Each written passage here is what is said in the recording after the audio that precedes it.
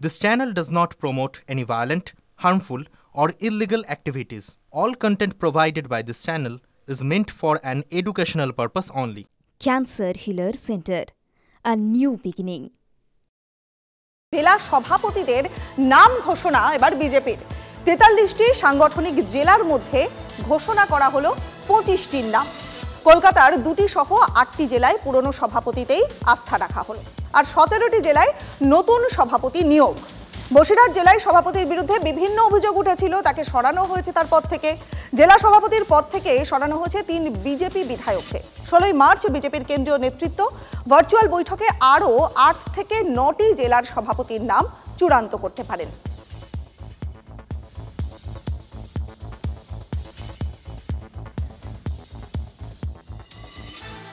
ফের বোমায় বিপন্ন হলো শৈশব। ভরতপুরের খবরে আমরা এবার নজর রাখবো, কারণ ভরতপুরে ফুটবল খেলতে গিয়ে বোমা ফেটে আহত হলো একটি শিশু। হরিশ্চন্দ্রপুরের গ্রামের ঘটনায় ব্যাপক চাঞ্চল্য ছড়িয়েছে। ফুটবল খেলার সময় বল গিয়ে পড়ে মজুত করে রাখা বোমার উপরে, আর সেই বোমা ফেটেই আহত হলো শিশু। গুরুতর আহত অবস্থায় ভর্তি করা হয় কান্দি মহকুমা হাসপাতালে। আমাদের সহকর্মী কৌশিক এই মুহূর্তে রয়েছেন আমাদের সঙ্গে।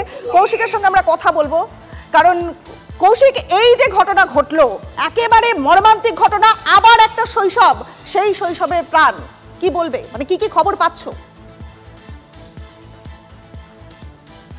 দেখো, এখনো পর্যন্ত যেটা জানা যাচ্ছে, গতকাল যে ঘটনাটি ঘটেছে সেখানে খেলা করছিল, খেলার মাঠের পাশেই কিন্তু মজুত করা ছিল বোমা, এবং সেখানে বলটি পড়লেই কিন্তু সেই বিস্ফোরণ ঘটে এবং সেই শৈশব আহত হয় এবং গুরুতর জখম অবস্থায় তাকে হাসপাতালে নিয়ে আসা হয়। বর্তমানে চিকিৎসাধীন অবস্থায় রয়েছে, তবে এখন স্থিতিশীল রয়েছে চিকিৎসকেরা বলেছেন, এবং তিনি চিকিৎসাধীন। তবে যেভাবে যে বোমা খেলার মাঠের পাশে বোমা মজুত করা ছিল, শৈশব, কিশোর বা সমস্ত বয়সের যারা খেলাধুলো করে বা মাঠে যায়, সেক্ষেত্রে যেভাবে বোমা মজুত করা হচ্ছে, মনে করা হচ্ছে কোনো সন্ত্রাস সৃষ্টি বা যে কোনো দুষ্কৃতিমূলক কাজকর্মের জন্য এইসব করা হচ্ছিল বলেই মনে করা হচ্ছে। কিন্তু যে একের পর মুর্শিদাবাদ জেলায় একের পর এক এই যে সব ঘটনা ঘটে চলেছে, যে কোথাও শৈশব আক্রান্ত, কোথাও বোমাবাজিতে জখম, মৃত্যু, এরকম ঘটনা পর্যন্ত ঘটে গেছে, সেক্ষেত্রে বারংবার এইরকম ঘটনা ঘটার পরেও কোথাও যেন নজরদারির একটা অভাব রয়েছে।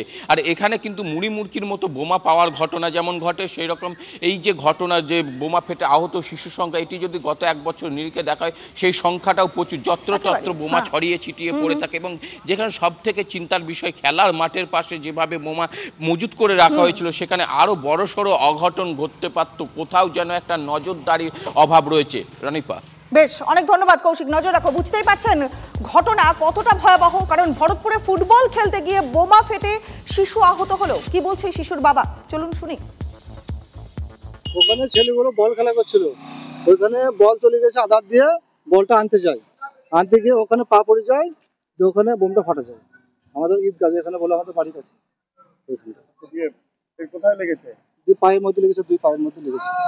কেটে গেছে? হ্যাঁ, একটু পা ফ্র্যাকচার হয়ে গেছে, একটাটা পড়ে গেছে।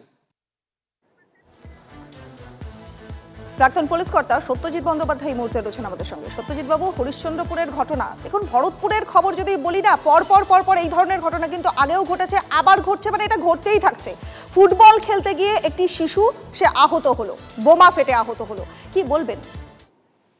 এটা খুবই দুঃখের ঘটনা যে হিংসার বলি আজকে একটা বাচ্চা ছেলেও হচ্ছে। যে যারা বোমটা তৈরি করেছিল, নিঃসন্দেহে অসৎ উদ্দেশ্যে তৈরি করেছিল, তারা নিজেদের স্বার্থের জন্য তৈরি করেছিল, কোনো ইলিগাল কাজ করার জন্য, ক্রিমিনাল অ্যাক্টিভিটির জন্য। তার বলিটা হচ্ছে ওই ছাত্র বাচ্চা শিশুটা ইনজিওর্ড হলো। তো ঘটনা হচ্ছে এখানে অনেক বেশি সার্চ অ্যান্ড সিজারের মধ্যে আসতে হবে, এবং ইন্টেলিজেন্সের মাধ্যমে খবরাখবর নিয়ে এই অ্যাকশনগুলো করতে হবে। রাজ্যের মুখ্যমন্ত্রী যেমন একাধারে বলছেন বোম সিজার করুন, বোম সিজ করুন, আর্মস অ্যামুনিশন সিজ করুন, রাজ্যপাল বলছেন আর্মস অ্যামুনিশন সিজ করুন। পুলিশকেও তেমনি অনেক বেশি প্রোঅ্যাক্টিভ হয়ে, মানে রিঅ্যাক্টিভ না, মানে ওই কারো ইঞ্জুরি লাগলো তবে গিয়ে সার্চ হলো, তবে গিয়ে সিজ হলো, তা নয়। প্রোঅ্যাক্টিভ ভাবে সার্চ অ্যান্ড সিজারের মধ্যে করতে হবে। কারণ মাথায় রাখতে হবে, যে কোনো এক্সপ্লোসিভ, যে কোনো বোম যে কোনো সময় ফাটলে সেটা সাধারণ মানুষের ক্ষতি হবে, ইনজুরি হবে, এবং সেটা ইল্লিগাল পারপাসের জন্যই করা হয়েছে।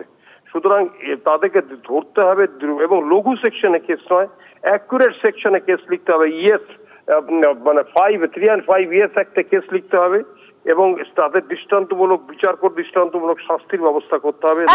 একেবারে আমরা কথা বললাম প্রাক্তন ডেপুটি পুলিশ কমিশনার সত্যজিৎ বন্দ্যোপাধ্যায়ের সঙ্গে। সত্যজিৎ বাবুও কিন্তু তিনি বললেন যে পুলিশকে আরো তৎপর হতে হবে যাতে এই ধরনের ঘটনা আর না ঘটে। অনেক ধন্যবাদ সত্যজিৎ বাবু আপনাকে।